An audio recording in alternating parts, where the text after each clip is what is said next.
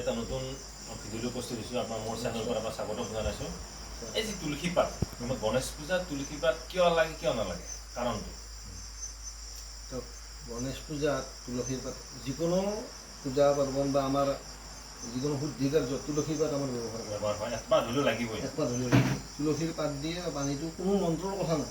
তুলসীৰ পাত যদি আপুনি পানীত তিয়াই দিলে সেই পানীটো ব্যৱহাৰ কৰিলে চবখিনি দেৱকাৰ্য পিতৃকাৰ্য অচচি শুদ্ধি সকলোতে তুলসীৰ পাত ব্যৱহাৰ হয়।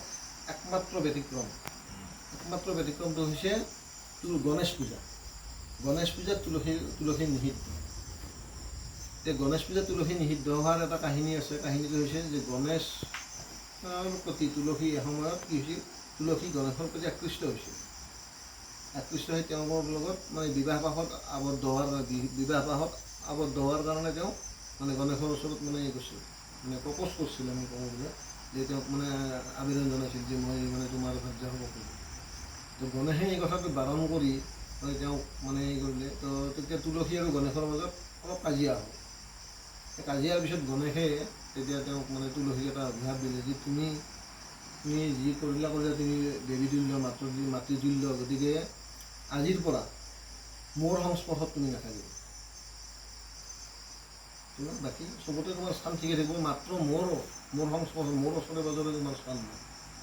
এই অভিশাপটো থকাৰ কাৰণে গণেশ পূজাত তুলসী ব্যৱহাৰ নহয়। তাতে এটা ব্যতিক্ৰমী কথা এটা আছে। ভাদ মাহত যিটো গণেশ পূজা কৰা হয়, তাত যদি পত্ৰ পূজা থাকে, পত্ৰ পূজা কৰিব লাগে, 12বিধ পত্ৰ আছে।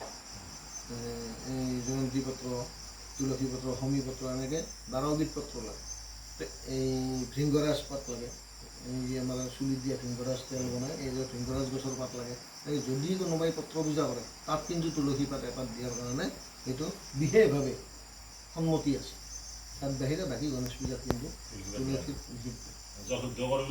নালাগে, কোনো কাৰণতে নালাগে। তুলসী তাৰমানে গণেশৰ ওচৰে পাজৰে নাথাকে, সংস্পৰ্শত নাথাকে। এইটো গণেশৰ অভিযান।